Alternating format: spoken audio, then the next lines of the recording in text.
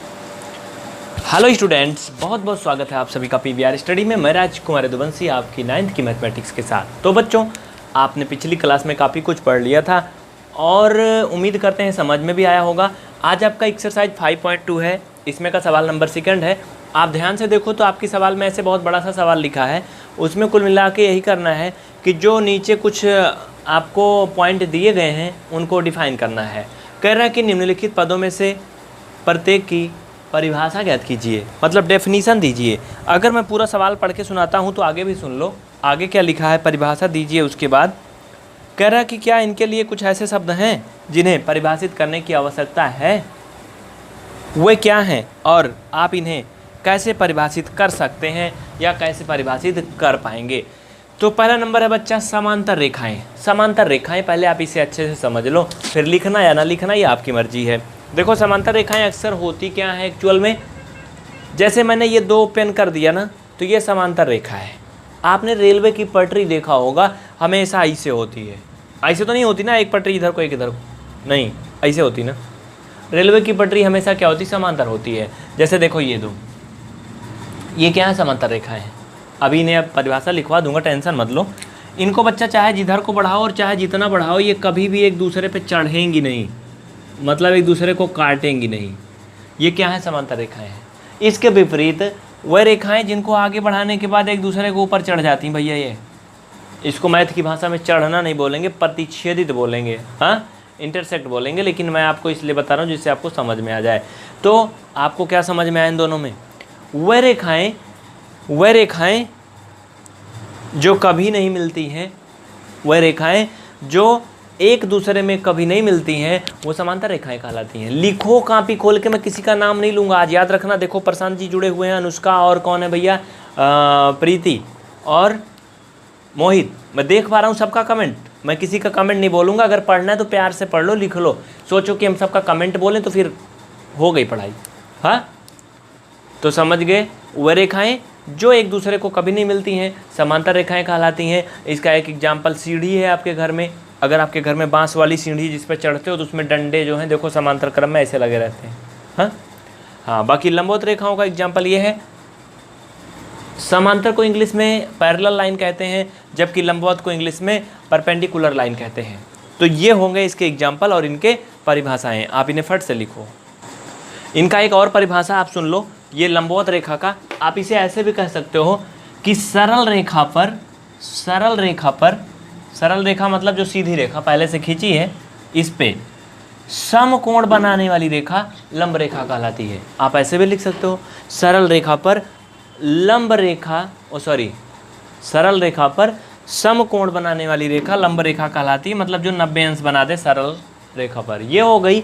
एक दूसरी परिभाषा ऐसी हो सकती है कि सरल रेखा पर गिरने वाली वो रेखा जो दोनों ओर कोण बनाती है। ये सरल रेखा पर गिरने वाली वो रेखा जो दोनों ओर कोण बनाती है, इधर भी कोण बनाती है, इधर भी बनाती है, यहाँ, वो लंब रेखा कहलाती है।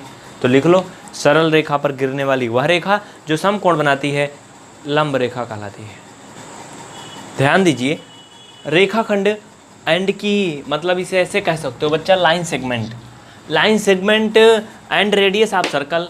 इसकी डेफिनेशन कैसे बताएंगे, परिभाषा कैसे बताएंगे। देखिए इसका एक डेमो देखिए। अगर ये ए बी एक रेखा है और इसके बीच में कोई मैं एक पार्ट काट डालूँ, इसको निकाल लूँ, पी क्यू मैंने इतना काट के निकाल लिया, और ये पी क्यू मैंने निकाल के यहाँ बचा, इसको बच्चा स्थापित कर दिया। तो ये जो पी क्यू है वो क्या है, ये रेखाखंड है। ए बी पूरा क्या था, एक रेखा थी, और ये पी क्यू क्या है, एक रेखाखंड है। हाँ, इसमें अंतर होता है, ये दोनों तरफ को इसमें एरो होता है, दोनों तरफ को एरो होता है, इसका मतलब ये दोनों तरफ को बढ़ती है रेखा, अनंतता को बढ़ती है, इसकी कोई लिमिट नहीं होती है। बात समझ में आई, नॉन लिमिट। लेकिन रेखाखंड में कभी भी किसी भी तरफ एरो नहीं होता है, इसका ये निशानी होती है कि टुकड़ा होता है एक। इसकी परिभाषा आप लिख सकते हो कि रेखा के किसी भी भाग को रेखाखंड कहते हैं। अगला है वृत्त की त्रिज्या क्या होती है। आप लोग लिख लो, परिभाषा लिखना है बच्चा, किताब में यही कहा है आपके सवाल में 9th में। नोट करो, मुंह फैला के देखो मत, कॉपी किताब लेके आया करो, नहीं बहुत मार पड़ेगी, जान लो। अभी पता है ना कि ऑनलाइन में पढ़ रहे हो इसलिए नहीं पढ़ रही ना, ये बहुत पढ़ती है, जानते हो ना। देखो इधर, वृत्त की त्रिज्या क्या होती है, पहले तो आप वृत्त देखो, ये क्या है? एक वृत्त है, जिसे इंग्लिश में सर्कल बोलते हैं ना। तो बच्चा इसमें त्रिज्या परिभाषा करना है तो पहले त्रिज्या बात करते हैं। जो बीचों बीच में होता है उसे केंद्र बोलते हैं, सेंटर। और ये लाइन जो होती है त्रिज्या कहलाती है। लेकिन पहले कुछ परिचय तो हो जाए। ये सेंटर है, बीचों बीच में जो है केंद्र, हिंदी में केंद्र, इंग्लिश में सेंटर। इसे जो चारों तरफ घूमा है इसे इंग्लिश में सरकमफ्रेंस बोलते हैं, हिंदी में परिधि बोलते हैं। हाँ, तो क्या कहोगे, इसकी परिभाषा क्या होगा? वृत्त के केंद्र को परिधि से मिलाने वाली रेखा त्रिज्या कहलाती है। लिखो, वृत्त के केंद्र को परिधि से मिलाने वाली रेखा त्रिज्या कहलाती है। तो ये आपके जो सवाल थे ना उसमें के 4 डेफिनेशन हो गए बच्चा। इसमें एक और पूछा है लास्ट में, वर्ग पूछा है। बड़ा आराम से इसका परिभाषा आप दे लोगे। चलो भर से लिख लो इसका भी। वर्ग क्या होता है? देखो, वर्ग को इंग्लिश में स्क्वायर बोलते हैं। What is square? तो बच्चा स्क्वायर जो होता है ऐसा होता है ये बच्चा, बहुत सीधा साधा होता है ये। कब बोलूँ, समझ में आ रहा ना? देखो वर्ग, इसकी ये भुजा अगर 2 है तो ये भी 2 ही होगी, ये भी 2 होगी और ये भी 2 होगी। इसकी परिभाषा कैसे दोगे वर्ग की?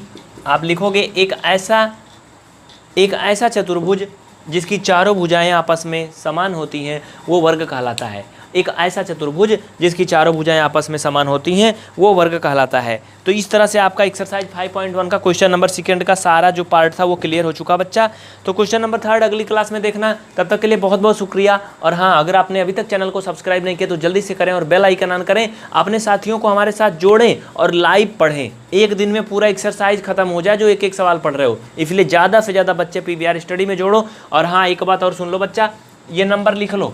अगर आपके पास बच्चे मिल जाएं, आपके भाई लोग, दोस्त लोग जो पढ़ने वाले हैं, तो इस नंबर पे फ़ोन करके बता देना कि हाँ सर बच्चे मिल गए हैं और आप लाइव पढ़ाइए। फिर हम लाइव पढ़ाएंगे, ढेर सारी संख्या में आप लोग जुड़ो और 1-1 घंटा पढ़ाएंगे, ठीक ना? तो फिलहाल आज के लिए इस क्लास में इतना ही। जय हिंद। वीडियो को शेयर जरूर करना।